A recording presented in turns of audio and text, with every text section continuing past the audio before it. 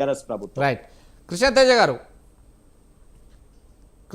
గారు మనం చూస్తున్నాం ఏదైతే 42% కాంగ్రెస్ ప్రభుత్వం ఖచ్చితంగా ఇచ్చిన తర్వాతే ఎలక్షన్లకు పోతా ఉంటారు, ఆర్డినరీ తీసుకొస్తామని చెప్తున్నారు. ఇప్పటికే ఆల్రెడీ చేసినటువంటిది అప్పుడు పెండింగ్లో ఉన్నది, కానీ ఆర్డినరీ తీసుకురావడానికి ఇది వెగ్గదు, ఖచ్చితంగా ఇది వింగదు.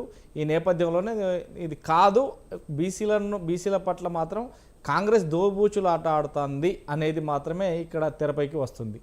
ఎలా చూడొచ్చు? దోబూచిలాట ఏముందంటే, ఇప్పుడు తాడూరి శ్రీనివాస్ గారు అంత ఓపెన్ గా చెప్పినారు. ఆ రోజు పరిస్థితి ఏంటి బీసీలది, ఈ రోజు పరిస్థితి ఏంటి బీసీలది. కాంగ్రెస్ పార్టీ ఆర్డినెన్స్ తేనంత వరకు ఆర్డినెన్స్ తేలేదని అదే బీఆర్ఎస్ నాయకులు ప్రెస్ మీట్లు పెట్టి చెప్తారు. ఇవాళ ఆర్డినెన్స్ తీసుకొస్తే ఎందుకు తీసుకొచ్చినారు, ఇది లీగలీ నిజంగా ఛాలెంజ్ చేయొచ్చు కదా, వాళ్ళే చెప్తారు. ఇవాళ వాళ్ళు నిజంగా నందగిరి హిల్స్ లో వాళ్ళ ఫ్యామిలీ మీటింగ్ ఒకటి అవుతుంది. ఆ ఫ్యామిలీ మీటింగ్ లో అజెండా ఏముంది, ఎట్టి పరిస్థితుల్లో అపోజిషన్ లీడర్ అసెంబ్లీలోకి రావాలా, ఇవాళ స్పెషల్ సెషన్ కన్వీన్ చేస్తారు, మీ మైకులు కట్ చేయని చెప్పి మన ముఖ్యమంత్రి గారు ఓపెన్ గా చెప్తున్నారు. ఇరిగేషన్ లో నువ్వు తెలంగాణ జాతిపితం అని చెప్పుకుంటావా, బీసీలకు తెలంగాణ జాతిపితం అని చెప్పుకుంటావా, లేకపోతే నువ్వు మహిళలకు తెలంగాణ జాతిపితం అని చెప్పుకుంటావా, దేంట్లో జాతిపితం అని చెప్పుకుంటావు, అసెంబ్లీకి వచ్చి చెప్పు, నీ సలహా సూచనలు స్వీకరిస్తా అని ముఖ్యమంత్రి చాలా కేటగిరికల్ గా చెప్తున్నారండి. దానికి ఇప్పుడు ప్రతిపక్ష నాయకుడు స్పందించే టైం ఉత్పన్నమైంది. ఇప్పుడు ఆయన పాలసీ డిసిషన్ ఏముంది, మీడియా పట్ల ఆయన పవర్ లో ఉన్నప్పుడు ఒక పాలసీ డిసిషన్ ఉండదు. ఏంటంటే మమ్మల్ని విమర్శించిన వాళ్ళకి నిజంగా మేము రిజర్వేషన్ ఇవ్వమని. ఇవాళ ఏమైంది, వాళ్ళని విమర్శించే మీడియాల పైన కూడా నిజంగా దాడులు జరుగుతున్నాయి. దానిపైన ఈ ప్రతిపక్ష నాయకుడు ఏం మాట్లాడతాడు, ఈ ప్రతిపక్ష నాయకుడు గారు ఉండాలా వద్దా, నెక్స్ట్ కవిత గారి ఎపిసోడ్ పైన వీళ్ళ పార్టీ స్టాండ్ ఏంటిది, అసలు ఈ 18 నెలలుగా వీళ్ళ అపోజిషన్ స్టేటస్ వచ్చినప్పటి నుంచి వీళ్ళు కంబైన్డ్ ఒక్క డిసిషన్ అనేది తీసుకున్నారా? ఎందుకు చెప్తున్నానంటే, మన బీసీలకి 42% మీకు ఇస్తామని మేము ఎలక్షన్ ముందు రావడం జరిగింది, బీసీ రిజర్వేషన్ పెంచాము, ఆర్డినెన్స్ ఇవ్వమని చెప్పింది వాళ్ళ నాయకులే ప్రెస్ కాన్ఫరెన్స్ పెట్టి. ఆర్డినెన్స్ ఇచ్చాక దానిపైన మళ్ళీ ఇప్పుడు లీగలీ నిలబడాలని చెప్పేది వాళ్ళే. ఒక్కటి మాత్రం వెరీ స్పష్టంగా చెప్తున్నాం, రాహుల్ గాంధీ గారు ఇచ్చిన మాట రేవంత్ రెడ్డి గారు నిలబెట్టుకున్నారు. ఒక కాంగ్రెస్ ముఖ్యమంత్రి నిజంగా కేంద్రంలో అధికారంలో లేకపోయినా బీసీల పట్ల వాళ్ళ చిత్తశుద్ధి చాటుకున్నారు. ఎవరు అవునా కాదని వాళ్ళ ప్రతిపక్ష నాయకుడు బయటికి రావాలా, మాట్లాడాలి, ఆయన సలహా సూచనలు చెప్పాలా, ఆయన అనుభవం చెప్పాలా.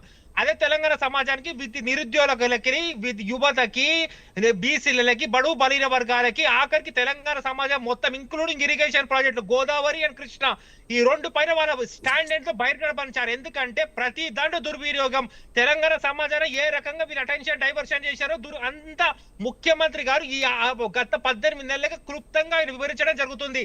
మొదట్లో అందరూ అనుకున్నారు ఏదో కాంగ్రెస్ పార్టీకి నిజంగా వేరే ఏదో ఇష్యూ లేక చెప్తున్నారని, కానీ రాష్ట్ర ఆర్థిక పరిస్థితి మొదలు పెట్టుకుంటే నిన్న మొన్న జరిగిన బరకచెర్ల రాక ఆఖరి కృష్ణా బేసిన్ పైన కూడా ఏ రకంగా వీళ్ళు రాజకీయ నిజంగా ఎత్తుగడలు చేశారో, ఏ రకంగా నిజంగా వీళ్ళు లొంగిపోయారో పక్క రాష్ట్రానికి, అది ఈ రోజు మా ఆఖరి స్పెషలైజేషన్ రమ్మంటే ప్రెస్ క్లబ్ లో కూర్చుంటామని చెప్పి వాళ్ళు క్లబ్బులు పబ్లకు ప్రిఫరెన్స్ ఇస్తున్నారు తప్ప రాజ్యాంగబద్ధంగా ప్రజలు ఇచ్చిన తీర్పును గౌరవించి కూర్చున్న ప్లేస్ లో కూర్చోడానికి ఇప్పుడు కూడా రావట్లేదు.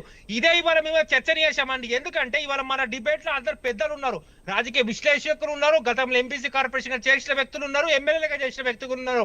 వాళ్ళు రాజ్యాంగబద్ధంగా వాళ్ళు బాధ్యతలు స్వీకరించినారు, వాళ్ళు కూర్చోవాల్సిన దగ్గర కూర్చున్నారు, వాళ్ళ గలబెత్తిన దగ్గర ఎత్తినారు. ఇవాళ మన ప్రతిపక్ష నాయకుడు ఎందుకు రావటం లేదు? ఆయనకి ఏమి ఇక్కడ ఇబ్బంది?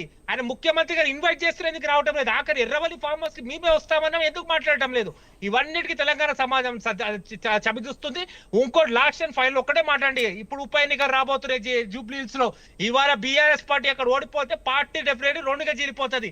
జూబ్లీహిల్స్ బాధ్యత ఎవరు తీసుకుంటారు? జూబ్లీహిల్స్ లో క్యాండిడేట్ ఏంటి, అసలు జూబ్లీహిల్స్ లో ఎంఐఎం సపోర్ట్ ఎవరికి ఉంటది? ఇవన్నీ క్లుప్తంగా బేరే చేసి వాళ్ళ పార్టీ అస్తిత్వాన్ని కాపాడుకోవడానికి వాళ్ళకు చర్చ జరుగుతుందని మాకున్న ఇంటర్నల్ మెసేజ్ అండి. ఇంకా వాళ్ళ వరకు ఏం జరుగుతుందో వాళ్ళ పార్టీ వాళ్ళు చెప్పుకోవాలి, వాళ్ళ ఇంటర్నల్ మ్యాటర్. కానీ వెరీ కేటగారికల్ ఒకటే మళ్ళీ చెప్తాం, అసెంబ్లీ సెషన్ కి ఈ స్పెషల్ సెషన్ కన్వీన్ చేయమని లెటర్ రాయాలా, అపోజిషన్ లీడర్ రావాలా, తెలంగాణ సమాజానికి నిజంగా ఆయన సలహా సూచనలు ఇవ్వాలా. ఇదే ఒక కాంగ్రెస్ ప్రతినిధిగా రేవంత్ రెడ్డి గారు ఒక నిజంగా కింద పనిచేస్తున్న వ్యక్తిగా మేము చెప్తామండి. రైట్. ఇదే విధంగా మల్లయ్య గారు, బుల్లం మల్లయ్య గారు